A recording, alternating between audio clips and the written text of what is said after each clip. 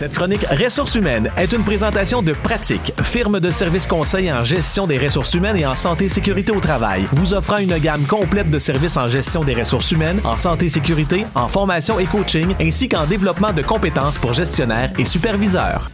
Chronique Ressources humaines avec Caroline Ouellette de chez Pratique. Bon matin, Caroline. Bon matin, Sylvain. Comment tu vas? Bien, comme d'habitude. Comme d'habitude. On va parler de la CNESST. D'abord, nous rappeler c'est quoi la CNESST? C'est la Commission des normes et de l'équité en santé et sécurité au travail. Donc, ça gère l'équité salariale, les normes du travail, puis la santé et sécurité au travail. Ce qu'on appelait autrefois simplement la CSST. Exactement. OK. Donc, on a élargi le mandat un petit peu. Et puis, oui, il y a du nouveau? Oui.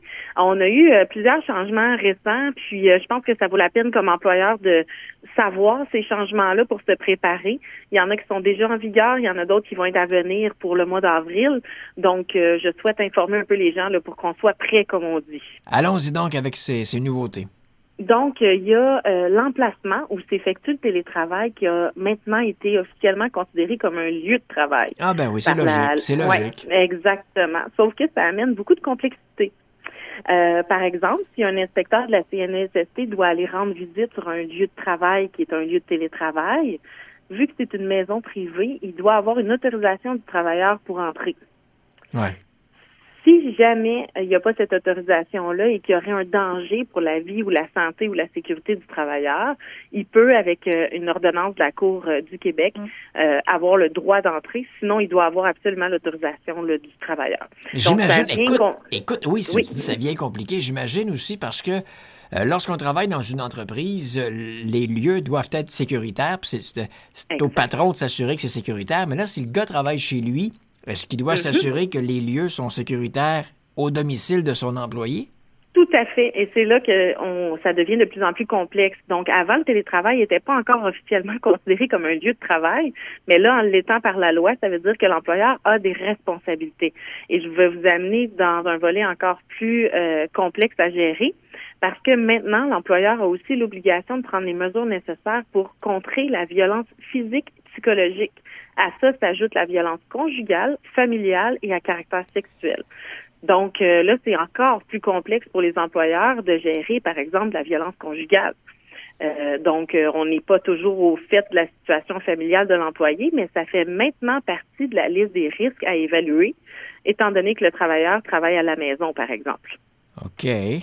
Je sais pas. C'est complexe. C'est difficile à appliquer sur le terrain. Oui, c'est pas tout le monde qui connaît bien les risques psychosociaux. Ça prend des formations pour les intervenants puis les gestionnaires pour être bien outillés à découvrir c'est quoi les signes et symptômes d'une détresse psychologique, par exemple, ou d'une violence. Parce que si j'ai pas cette formation-là, c'est assez difficile, exemple à l'écran, de pouvoir percevoir qu'il y a une violence conjugale ou autre.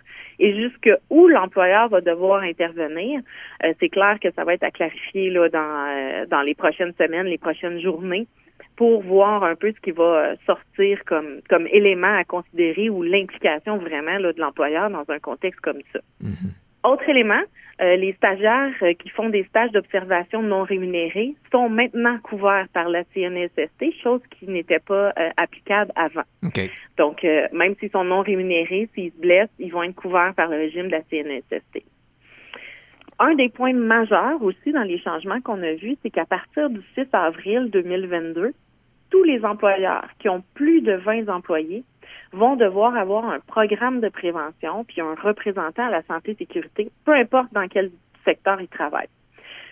Un programme de prévention, c'est un document de plusieurs pages qui combine tous les risques, les rôles et responsabilités de chacun, la politique santé-sécurité, qu'est-ce qu'on a comme mesures préventives. Bref, c'est un document qui est quand même complexe à créer et que c'est pas toutes les entreprises qui ont des ressources à l'interne pour pouvoir faire ce genre de document-là. Mm-hmm. Donc ça, c'est quand même, là, ça va apporter beaucoup de petites entreprises qui avaient plus de 20 employés, mais qui n'ont pas nécessairement 100, 200 employés, à devoir mettre en place des mesures puis des éléments supplémentaires en santé et sécurité quand même assez rapidement parce qu'on parle du 6 avril 2022. Ouais. Vous êtes là, j'imagine, si on a besoin d'aide, on peut, vous pouvez nous conseiller. Oui, tout à fait. Exact, parce que on n'a pas l'expertise, puis souvent on va avoir à monter ce programme-là une fois. Après, on va le maintenir à jour, mais pour le monter, quand on part de zéro, ça prend vraiment des ressources. Après ça, on a les entreprises de moins de 20 employés qui, eux, vont pouvoir avoir juste un plan d'action pour gérer leur activité en santé et sécurité, puis un agent de liaison. Le plan d'action, c'est un document, souvent d'1 page, 2 pages, qui regroupe les activités en santé et sécurité qu'on va faire dans l'année. Donc, comparativement au programme de prévention qui est plus complexe, le plan d'action est beaucoup plus simple. Mais il faut être moins de 20 employés pour avoir cette obligation-là. Et finalement, un des derniers changements aussi importants qu'on a vu, c'est que la CNESST va resserrer beaucoup les règles par rapport à l'assignation temporaire. On pourra pas faire signer n'importe quel document de l'employeur pour faire autoriser des travaux légers, comme on dit. Il va falloir utiliser les formulaires de la CNESST parce que ça devenait complexe là avec les multiples formulaires que tout le monde utilisait à leur couleur d'entreprise avec des listes plus complexes que d'autres. Donc, pour faciliter la tâche du médecin puis de la CNESST, il va y avoir un resserrement au niveau de ce type de document-là. Je suis propriétaire d'entreprise. J'ai vaguement entendu parler de ces changements. Je peux communiquer avec les gens de chez Pratique et puis vous pouvez nous faire un petit compte-rendu?